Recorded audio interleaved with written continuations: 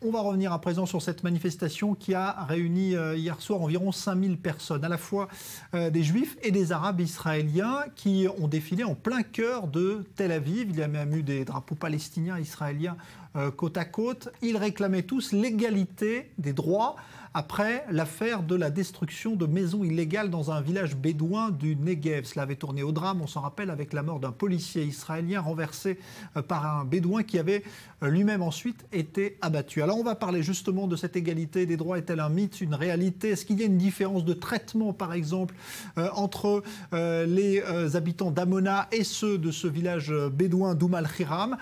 Pour en parler, eh bien, on est avec Avirama Golan. Bonsoir. Vous êtes écrivaine et vous présidez justement l'association pour une chance de l'égalité sociale des Arabes israéliens qui a organisé cette manifestation d'hier. Et avec vous. Non, c'est pas cette organisation qui a organisé la manifestation, mais une organisation plutôt politique qui s'appelle Debout Ensemble, on peut dire en français. Vous faisiez partie en tout cas des voilà, initiateurs. Je fais partie de cette organisation. Voilà, ça donc on va le replacer là-dedans. Donc merci d'être là, Avirama Golan. Mais ça, c'est la partie politique de mon travail, c'est pas ouais, voilà. Freddy Eitan est avec vous, bonsoir, ancien ambassadeur d'Israël. Alors, je vais vous donner la parole d'abord à Avirama Golan, puisque vous avez initié avec d'autres ce cortège. C'est-à-dire que vous vouliez dénoncer une absence d'égalité de droit liée à l'affaire des Bédouins dans le Negev, ou est-ce que c'est un problème d'ensemble, finalement, qui se retrouve dans toute la société israélienne, selon vous, aujourd'hui? C'est plutôt un problème qui a commencé depuis le commencement de l'État d'Israël, qui est un problème constat que même le gouvernement israélien dit aujourd'hui qu'il y a une grande différence entre les conditions pour dans tous les domaines, et surtout les domaines du logement entre les Israéliens, les Juifs et les Arabes. Bon, alors ça, on sait très bien, mais ce gouvernement en spécial utilise les citoyens arabes comme un démon, surtout quand il y a une crise politique, soit crise crise, si vous voulez, juridique à M. Benjamin Netanyahou. Les affaires qui visent de Netanyahou. Hein, voilà, alors il utilise toujours les Arabes et les citoyens arabes dans une façon qui est, à notre avis, vraiment insupportable. Alors, je vois que Freddy Eitan donne à ce niveau-là déjà un premier sentiment là-dessus. Est-ce que vous avez l'impression que le gouvernement Netanyahou, puisque c'est de lui dont il s'agit, stigmatise aujourd'hui les citoyens arabes israéliens? Il faut voir les choses d'une façon différente complètement. Vous savez, en 1948, on a créé l'État d'Israël, où il y avait des Arabes, évidemment. Il y avait des Bédouins, au nord, au sud, un peu partout. Et Israël a, pour des raisons de sécurité surtout, ce qu'on appelle un régime militaire. Donc il y a eu ce régime militaire jusqu'en 1967, même après. Donc il a été aboli. Mais aujourd'hui, c'est vrai qu'il y a une certaine discrimination dans le sens, je ne dirais pas dans le logement, parce que vous savez, et dans la pauvreté, parce qu'il y a 1,5 million d'Israéliens en général qui sont sous le seuil de la pauvreté. Ce n'est pas seulement des Arabes. Il y a des religieux, il y a d'autres, des anciens, même des rescapés de la Shoah qui n'arrivent même pas à acheter des médicaments. Donc il y a là une généralité donc, dans la société israélienne. Il y a un problème, et il faut le résoudre.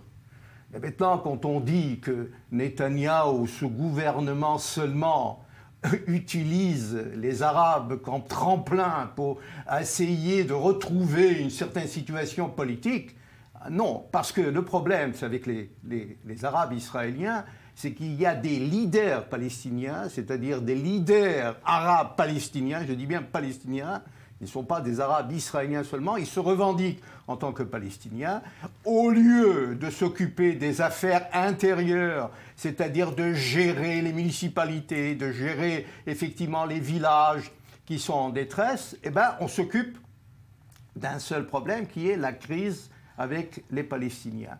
Mais le problème est encore plus profond. C'est-à-dire que nous avons par exemple 200 000 à peu près, 200 000 Bédouins qui se trouvent au sud du pays. Ces Bédouins, ils sont aussi, ils font l'armée, ils vont à l'armée, ils font un service militaire, pas tous.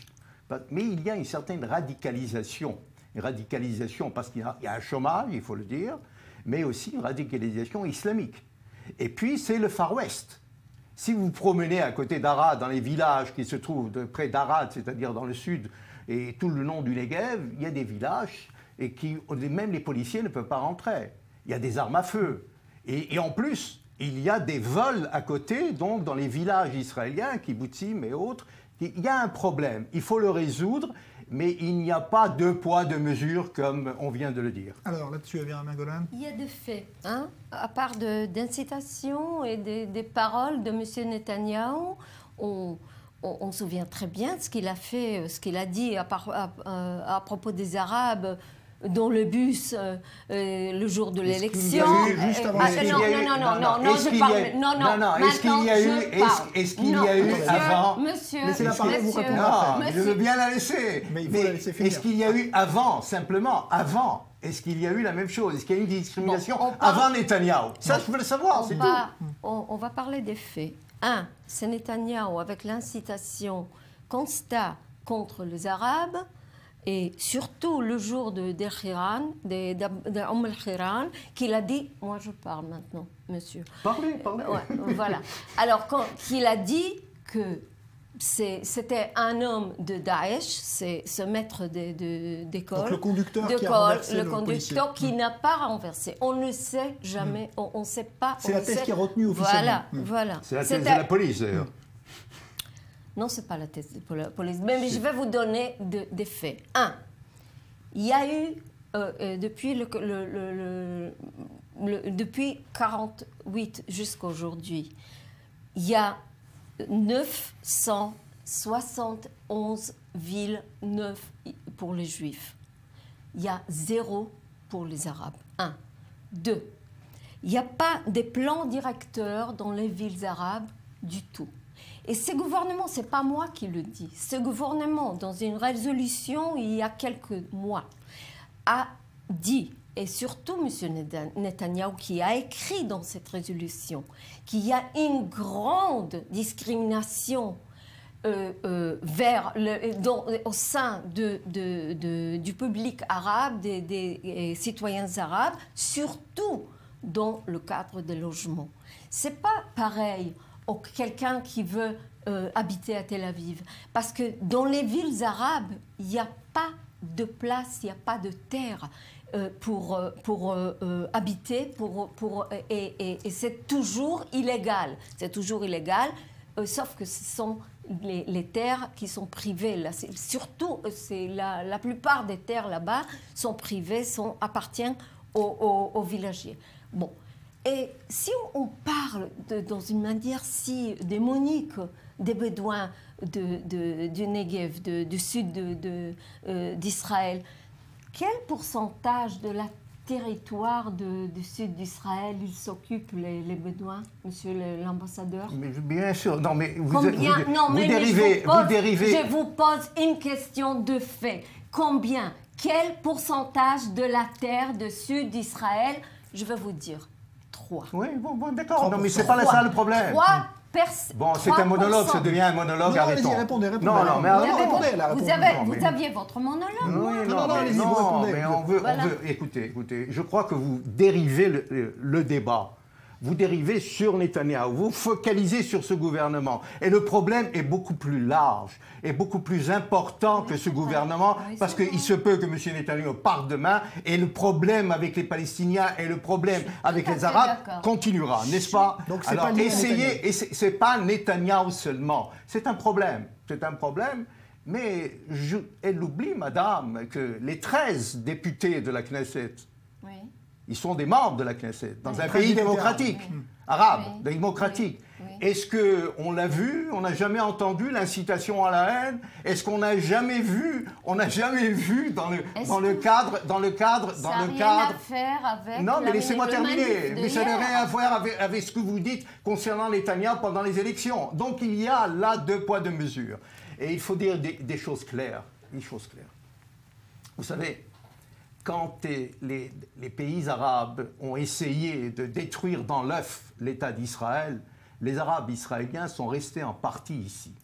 Ils ont les pleins droits. Si on fait tout autour de nous, dans les voisins des pays arabes, je crois qu'en dépit des problèmes qu'il y a, ils sont dans des conditions meilleures, dans un pays démocratique. Ils sont dans les hôpitaux, il y a des médecins, il y a des députés, il y a évidemment tout ça. Mais ça doit évoluer encore plus. Mais ça ne veut pas dire qu'il y a une discrimination où on essaye de dire un apartheid, comme certains le disent, des gauchistes, pas vous. Non, mais je ne dis pas, je dis qu'il y a discrimination, c'est la résolution du gouvernement d'Israël. Vous répétez la même chose, la résolution. Mais il n'y a pas de résolution, on n'est pas à l'ONU, là. Mais c'est une question de... Il y a une résolution... Non, une décision, plutôt. C'est pas une résolution. Bon, c'est pas grave. Décision numéro 922, oui, qui le dit parfaitement... exactement cela, la discrimination du logement, de l'éducation. Oui, non, mais vous vous occupez de ça. Est-ce que vous avez essayé de vous occuper aussi d'autres affaires, c'est-à-dire à Netivot, oui, ou dans la périphérie, c'est plus important aussi pour les Israéliens. Mais non, mais je sais bien. Non, mais justement. Donc, il y a des problèmes aussi dans les secteurs juifs. C'est pas seulement chez les Arabes. Et on focalise pour des questions politiques, par un agenda politique. Ouais. On essaye de faire avancer certaines choses et ça, c'est inadmissible parce que le problème est beaucoup plus large, le problème est beaucoup plus important. Il y a 20% de la population qui est arabe et il faudrait trouver des solutions. Mais les Arabes doivent décider s'ils veulent rester dans le cadre de l'État d'Israël ou s'ils veulent autre chose. Alors justement là-dessus, est-ce que vous avez l'impression, Avira Margolin, que les députés, parce que c'est ça aussi un peu le problème, on a le sentiment que parfois ces députés arabes-israéliens, comme le disait tout à l'heure Freddy Ethan, ne défendent pas tellement la cause des Arabes israéliens, mais plus des Palestiniens. Est-ce que ce n'est pas un problème de représentation aujourd'hui? C'est une histoire de fait, ça. Je suis tout à fait d'accord, que ce n'est pas un problème qui est né hier, et ce n'est pas un problème qui est né avec Netanyahou, mais je dis, et je suis tout à fait d'accord qu'il y a dans le Knesset, de la gauche et des partis arabes, comme il y a de l'extrême droite, il y a des députés qui incitent à la haine. C'est vrai. Mais ça n'a rien à faire avec le fait qu'il s'agit aujourd'hui, il s'agit de plus de 60 ans, des citoyens d'Israël. Et il s'agissait hier, au long de toutes ces manifs, des citoyens, pas de la politique. Qui se sont israéliens. Qui font partie de ce pays, qui font partie de la démocratie. Et si moi, oui, gauchiste, je parle de la démocratie israélienne, et si je parle de l'égalité de tous citoyens d'Israël, c'est par amour de mon pays que je le fais. C'est parce que je suis vraiment terrifiée pour la démocratie israélienne. Ce n'est pas pour monsieur tel et tel du parti extrême de gauche ou à droite. Je le fais pour moi-même, pour nous, pour les Israéliennes. Et oui, si vous posez la question, vous avez me posé cette question, je suis concernée dans la même façon de Sderot, de Netivot et de tous les citoyens de la terre d'Israël.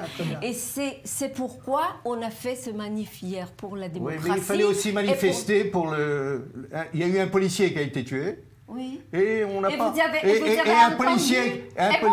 entendu qu'elle a dit hier, la veuve du Bédouin, elle a parlé de son mari et du policier. Vous n'étiez pas là. Mais il fallait... vous n'étiez pas là, mais monsieur.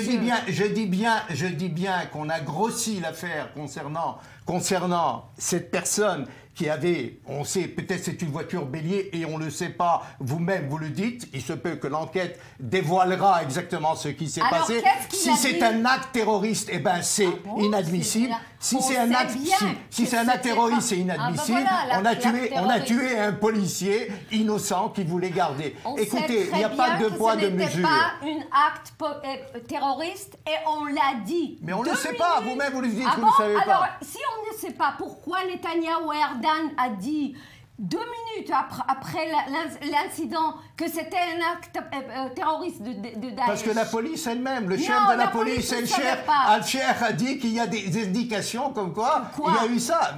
Des indications qu'il y a effectivement un acte terroriste. Il y avait un journal israélien avec une signe de Daesh. Mais c'est idiot, vraiment. Le problème, c'est incroyable. de stigmatiser, même si c'est pas Daesh, si là-dessus, effectivement, il y a eu mauvaise information livrée par le gouvernement, est-ce qu'on sait aujourd'hui précisément? C'est pas encore. On ne sait pas encore, voilà. mais quand même, M. Arden, le ministre de l'Intérieur, oui, a dit à la télé que c'était un acte terroriste, que tout ce qui se passait là-bas était un acte terroriste. Et maintenant, on dit non, on ne sait pas. On ne sait pas.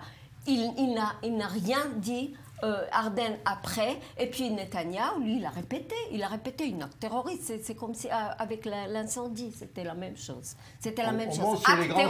On monte sur les grands chevaux à chaque fois qu'il y a, effectivement. Mais on oublie, par exemple, comme Mme Zouabi ou d'autres personnes, des députés qui montent à la Knesset et qui disaient... C'est pas Mme Zouabi qui était là. C'est un maître d'école qui était tué là-bas. Essayons d'être... Si on doit changer quelque chose, c'est changer le leadership des Arabes israéliens. Alors, et c'est effectivement, c'est un grand problème, parce qu'ils ne donnent pas l'exemple de la coexistence. Voilà. La coexistence est importante. Vous savez, et la coexistance... moi, comme juif, je commencerai avec M. Smotrich et les autres à Hamona aujourd'hui. Non, mais okay? il n'y a aucun rapport entre les deux. Il n'y a aucun rapport. Et ne faites pas 2 poids 2 mesures. Les policiers ont eu l'ordre d'évacuer donc Hamona et ils l'ont fait. Il y a eu des blessés. À la même façon. La même chose. Et en plus, il y avait des bébés à Hamona. Il y avait des personnes. Il y avait des familles et tout ça. Et donc la loi, c'est la loi. La loi est bonne pour les Arabes et elle est bonne aussi pour les Juifs. Il y avait des bébés à portée de Jérusalem pour faire la panique aux policiers. Donc pour vous, il y a eu 2 poids 2 mesures à Hamona? Il n'y a pas eu la même évacuation de part et d'autre? Pas du tout. Les policiers sont différents, vous comprenez? Les policiers n'étaient même pas armés. Et ils ont démoli les maisons à Hamona déjà? Il y a un ordre de démolition en tout cas. Voilà. Oui, alors, est-ce qu'ils...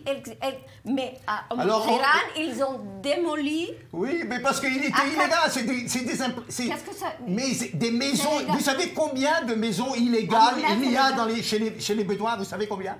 Vous savez? Vous savez Vous savez, vous me répondez ou pas?